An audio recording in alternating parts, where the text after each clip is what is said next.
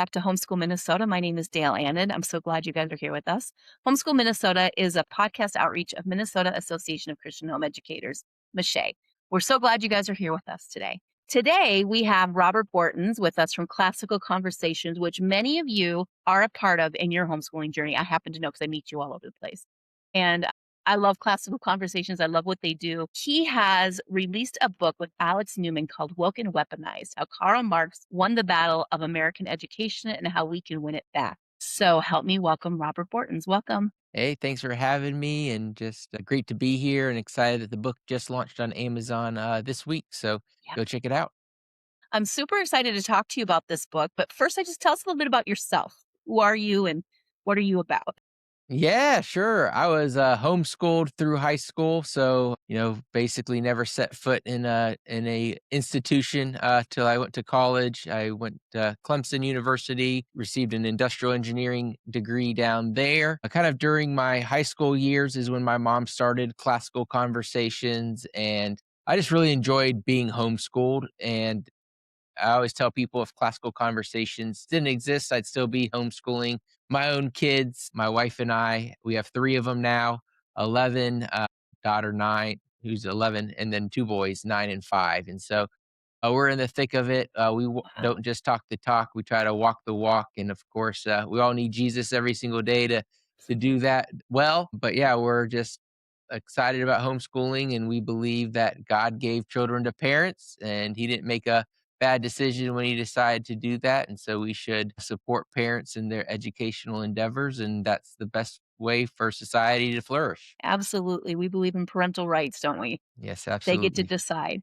Well, let's get right into it. So, Woke and Weaponized, it talks about Marxism and all of that. Why did you feel that this was the right time to release this book, and what was your inspiration in writing it? Yeah, so as this idea of school choice has become more popular in the United States, I was just in all sorts of conversations with supporters or people trying to learn about it, and seeing kind of behind the scenes in my role what was actually going on.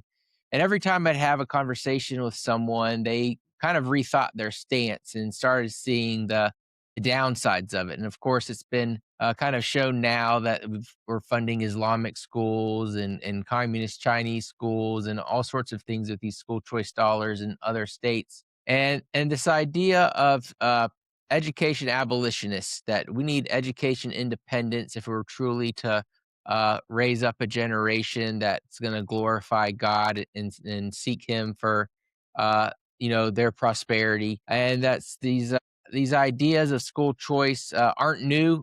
They didn't come from any conservative think tanks. That these ideas have gone back as far as the 1820s. And so we wanted to, Alex and I, to document all that in a book so families could, one, understand what the school choice debate really is all about, who's Mhm. funding it, and tie just this idea from Karl Marx's 10th plank of communism, that there should be free public school for everyone. What does that really mean in his context, and how that's played out today? And so the idea was to empower parents and empower legislators and think tanks on the true history of government dominating education and the terrible results that we've seen because of it. Yeah. We hear a lot of words today just kind of being thrown around in social media, on the news, wherever we happen to be. Things like Marxism, fascism, Nazis, all the communists, socialism. Yes. Can you kind of just real quick and briefly define Marxism? And can you tell us a little bit about who Karl Marx was? Yeah, so I think the best way to do it is a quote from a guy named Robert Owen, who most people haven't heard of. He was alive the same time as Karl Marx, and he tried to start basically what we would consider a communist commune in Indiana in the 1820s. And he said that it failed because the children had been brought up by their parents, and that we needed a public education system, to state control it, to rid ourselves of the three monstrous evils in the world, which are religion, family, and private property. And so for Marxists, or even collectivists in general, I've started using that term because there's all different shades of collectivism. They just believe that private property shouldn't exist, and that it needs to be redistributed to everyone. according to their needs. And so that's ultimately the ideology, is that the state should be our God. It should be the provider for everything, and that there is no God, and that families are just there to raise citizens in order for them to be tax slaves for the remainder of their lives. And so, whether it's fascism or communism or socialism, like all of these are the same side of the coin. And that coin is this collectivist ideology that rejects God and rejects the family. Yeah. How does it affect education then? Like when you talk about a Marxist education, how does that affect what is happening in our country? Yeah, so there's obviously like a demographic problem in Europe. It's getting here in the United States where we're simply not having enough children, and that's because we've been institutionalizing our children for the last uh, 150 years. And so, we documented in Appendix B that the communists basically understood they didn't have the manpower or firepower to defeat the United States. And so they needed to figure out how to infiltrate our institutions. And they did that through the education, so that they knew, just like kind of, think it's either attributed to Hitler or one of his main people is like, I don't need you, I'm going to get your children. And so Right. they took that same sort of approach here in America, first with the teachers' colleges in Columbia, and then through the public school system. And so that's some of the stuff that we documented. And ultimately, it's that children are not born in the image of God. They're just a little bit better than apes. That this Skinner psychology, that we can train, kids based on, rewards and punishments, and that they're just cogs in the wheel, and that ultimately, that we don't want citizens that can read, write, and do math. They want citizens who will basically be obedient to whatever powers that be. So, whether it's the Nazis in Germany or the, communists in Russia or Mao in China, it has different flavors, but it's ultimately this whole collectivist ideology that tries to replace man with God. And it's not really too much different than what Satan tempted Adam and Eve with at the Right. garden for the first time. So it's just the same thing playing over and over again, where we want to rely on ourselves and our power instead of relying on God as our provider. Yeah. So one of the questions that I have is, as Christians, we often think that we don't have any of that inside of us.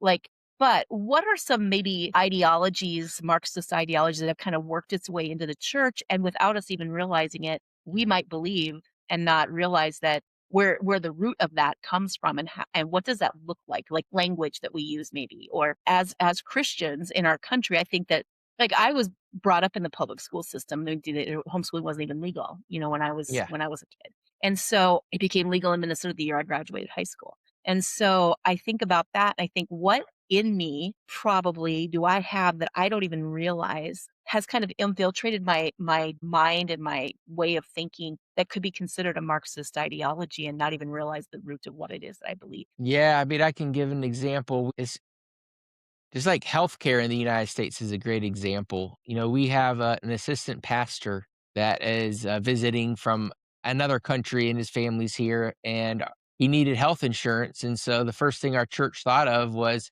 hey, let's sign him up in the open enrollment so that he doesn't have to pay anything for it. Let the government pay for it, which is, somebody was sober enough to say, whoa, whoa, whoa, that's Marxism, that's socialism, that's relying on the government taxing our neighbors to provide a goods and service instead of us doing it. Let's go, find a healthcare sharing plan instead, where we can rely on each other for it. And so those type of ideas, that children belong to the state, that the state should fund their education, is a big one. Obviously, healthcare in the United States is a big one.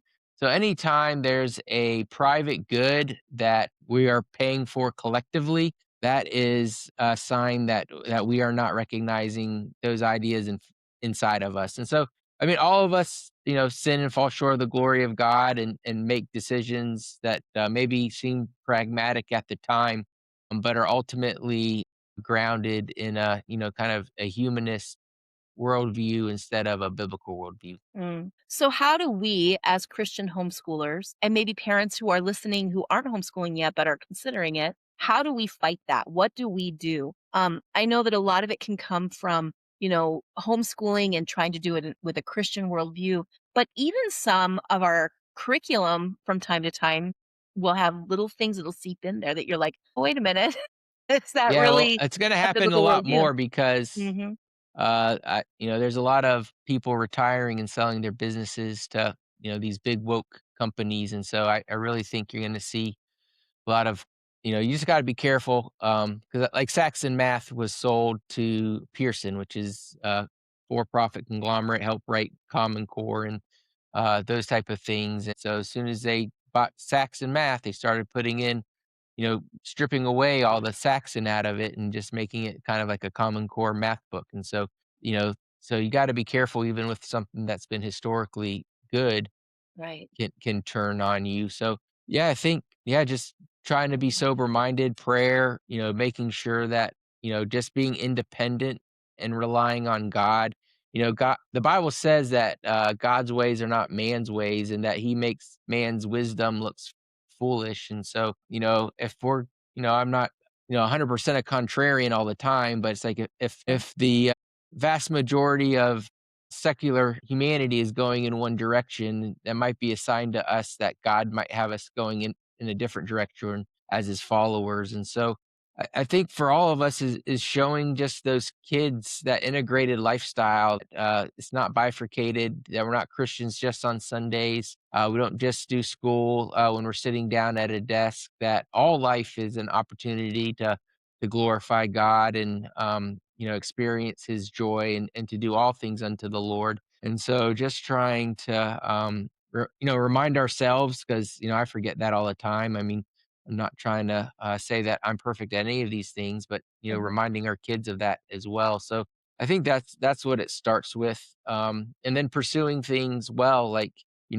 if we're to do things unto the Lord, like if you're painting the Lord's house, right, you would do a good job on it, right? You Right. wouldn't like skip corners and try to, thin the paint out or something like that. Like you would make sure everything was meticulously done. So trying to instill that kind of mindset into our children are going to make it so that they can pursue whatever God has for them, and no matter the circumstances around them. Yeah. In your researching of this book, what did you see trends in education in America? Like, is it, ramping up? And I think about like multiculturalism when I was a kid. That was like a big, big word. And we want to, and of course, everybody was like, oh, of course, we want to learn about different cultures. We're a melting pot. We want to enjoy those. We want people to be aware of all the different communities that are represented here in the United States. What a wonderful, wonderful thing to teach our kids. And then we know that it just kind of wasn't really what it appeared to be. There was different, and being from Minnesota, you get to see a lot of that in our education system here.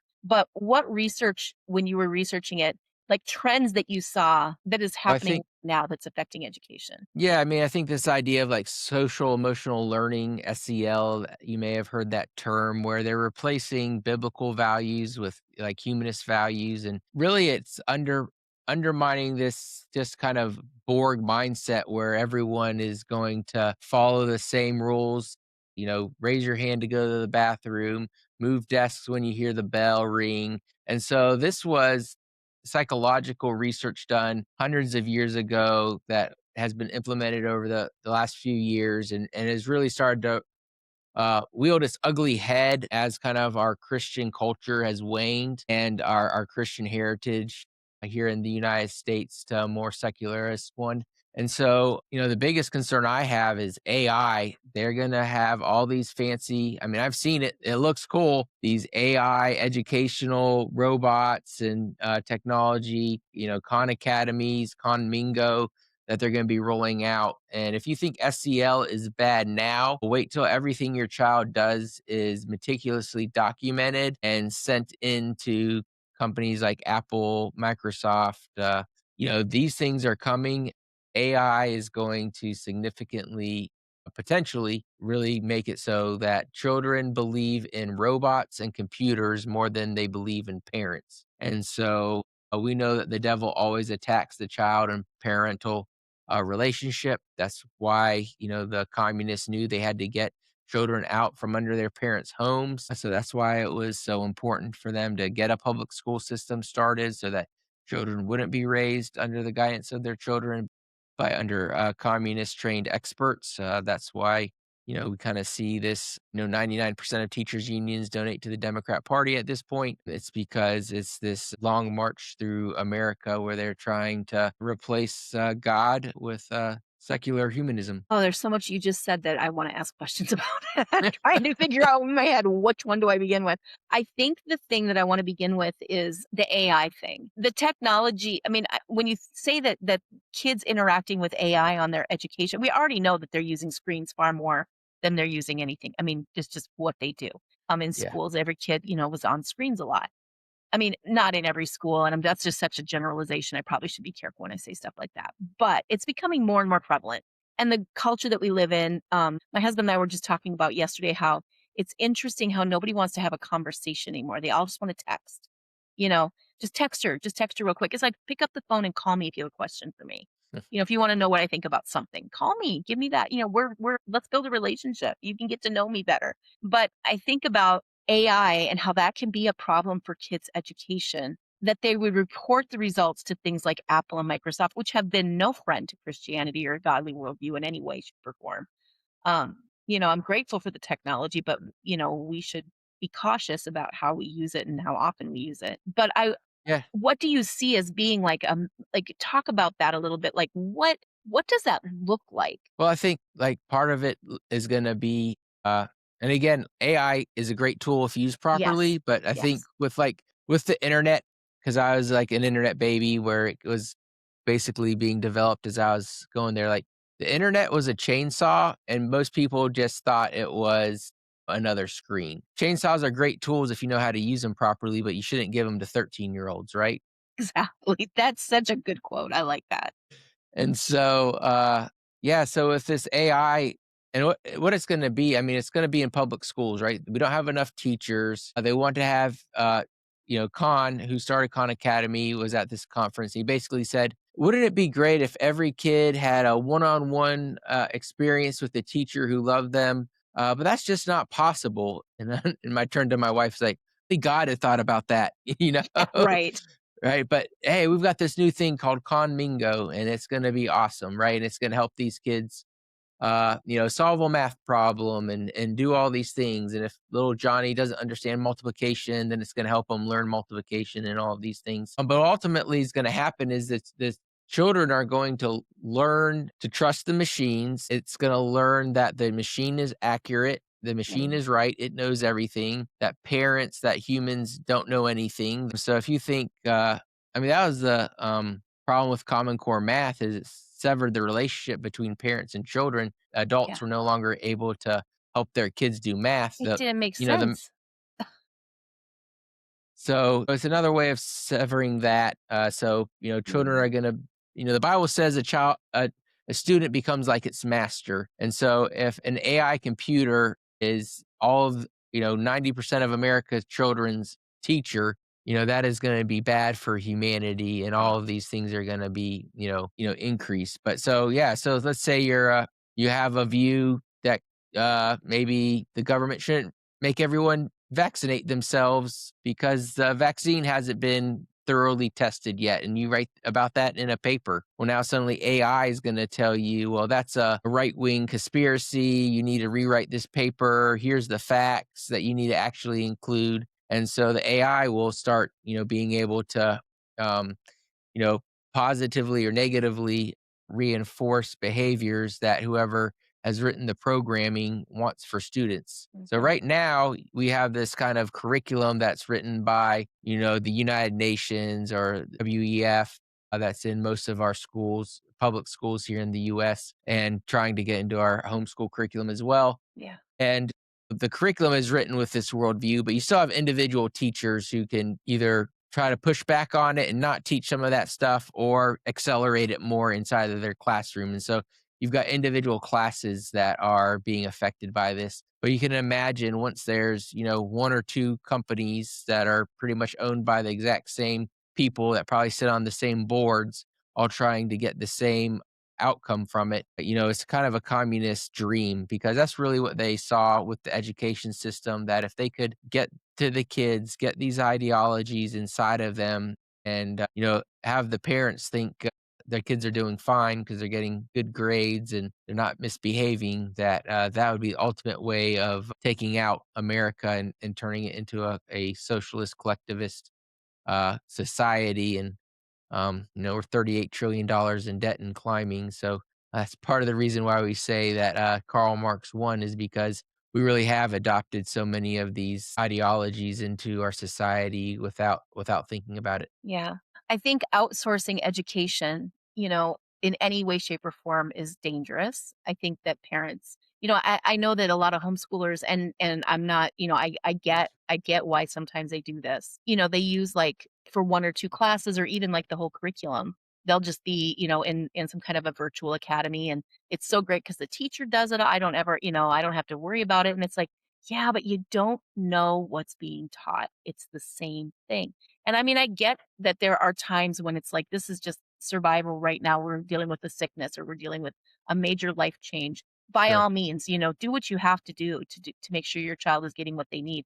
But I feel like just allowing it's like when we allow the outsourcing of our discipleship of our children to our churches, to our youth pastors and our well, we don't even have Sunday school anymore. So just kids ministry people and camp and all of that. And we're not in the home actually discipling our children as much as we should. That's a problem too. I think that one of the things, I guess, what you're trying to say and how to kind of boil it down is parents need to parent. Yeah. They need to not do the shortcuts. They need to not, parenting is not an easy thing. Parenting is a full-time hard job. And when you have to, in this day and age, a lot of families, both parents have to work. And so you add that pressure on top of just trying to parent kids, it can be very overwhelming for people. What Yeah. would be your thoughts on all of that? Like, how would you come to Yeah, a some couple kind of a things. Yeah, I mean, obviously there's situations in your life and we're trying to paint with a broad brush on like what's ideal, but life's never ideal, right? no, Even in our house, right? We're like, all right, mom's sick, dad's busy, we're gonna do some watch some TV school or YouTube. something this week, right? Right. I mean, it's okay, but is that your standard operating procedure? Is that what we should be striving Right. for as Christians? And I think the answer to that's no. Discipleship, I think you hit the nail on the head with that idea. Is like we're called to disciple our kids. The Bible's very clear that it's the father and mother's responsibility, that the church should be supporting that effort, and that the state government, the civil government, has no authority in that realm, including funding for it. And so, whenever we're disobedient to God's design, things get expensive and results go down. And that's exactly what we've seen with the education system in America. The longer it's existed, the less the parents are involved and the worse the outcomes have become. Now, children go to 20 or 30 years ago, a parent wouldn't have dreamed to send their kid to kindergarten if they couldn't read. Now kids are in second and third grade. Parents have never even tried to teach them to read, and the system is not capable of teaching them to read just because of how the system is. And so now, what, 34% or something of third and fourth graders don't even read at grade level. And Yeah. so, I mean, they're from behind at the beginning. And so, and you also mentioned like needing two parents to work.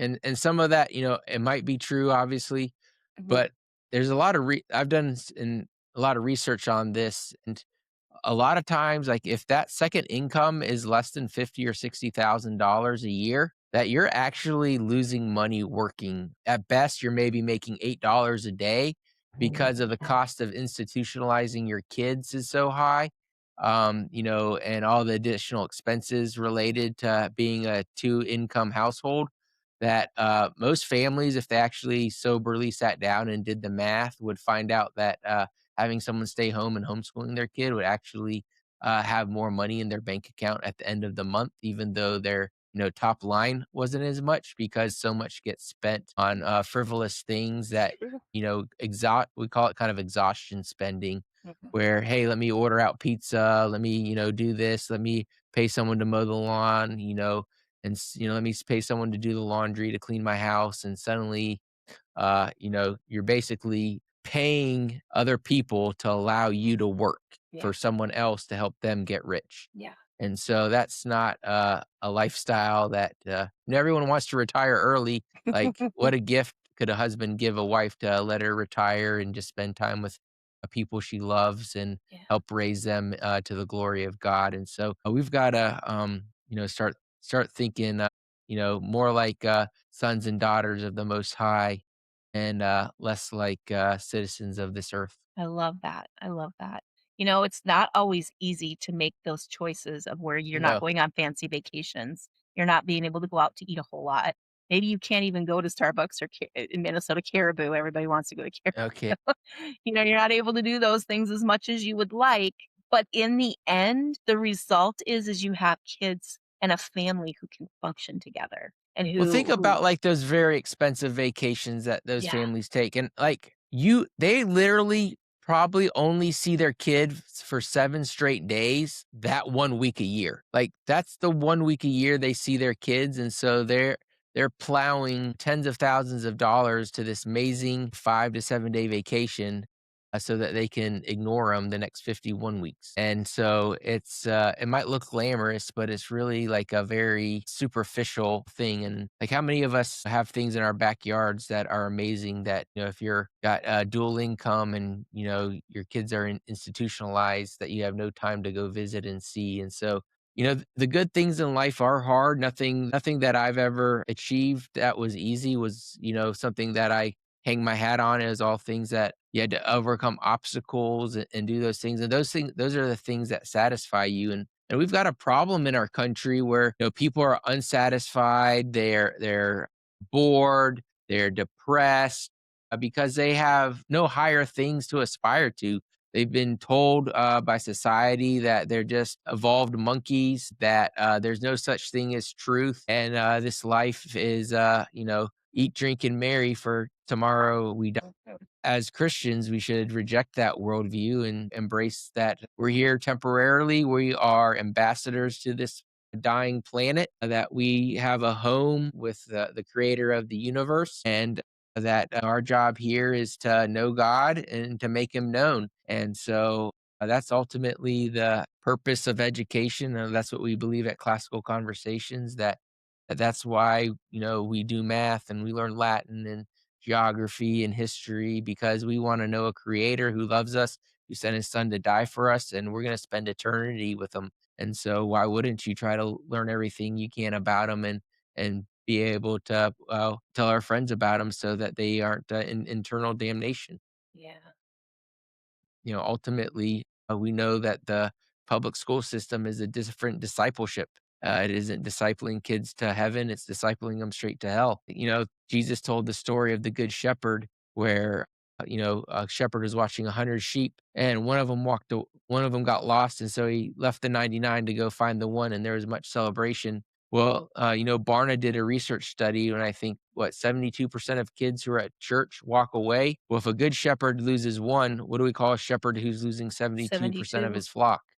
So Wow. the church has abandoned God's way for man's way, but that's how they disciple, and they mirror the public school system instead of the discipleship model that God said. And then they're amazed that their pews are empty. So we really just got to go back to doing what the Bible says. And it's not easy. Sometimes it's can be not fun. We have this flesh that needs fed, bathed, clothed, and housed. And Mhm. I'm not saying that those realities don't exist. We struggle with the flesh every single day, but we also need to remember that we have a God that gave, beauty to the lilies, that make sure the birds get fed. And so that's the type of education we need to be giving our children. I love that. Somebody's discipling your kids, everybody. Yeah, It somebody is. probably should be you. Well, thank you so much, Robert. Thank you guys for just being obedient to the Lord and writing this book. Of course, it'll be in the link of the podcast, everybody. You'll find all the links there in the show notes. So it's Woke and Weaponized. And I'm excited to just share this with you guys. I think it's something that we should all, as Christian parents, as homeschooling parents, and those who are thinking about homeschooling, I think it's a must read. I think it's something that you need to read so that you can really catch a vision for what God has for your family when it comes to discipling your kids and raising them in the way that God will want them raised. And so you have a clear vision um, of what it is that his worldview is and how we're supposed to be raising our kids. So thank you so much, Robert, for being on the show today. Well, thank you for having me. It's been a pleasure. And yeah, go search Woke and Weaponized on Amazon.com, or Yep, you can go to wokeandweaponized.com and go check it out. And just I want to encourage all of you that what you're doing is going to echo in eternity, and it is yeah, better to follow God in our as best we can here on earth, and give up the world's praises, because those things will fade away. absolutely. Good time to end it. Thank you so much for being on today. And for everybody who's listening, thank you guys so much. We'll see you next time.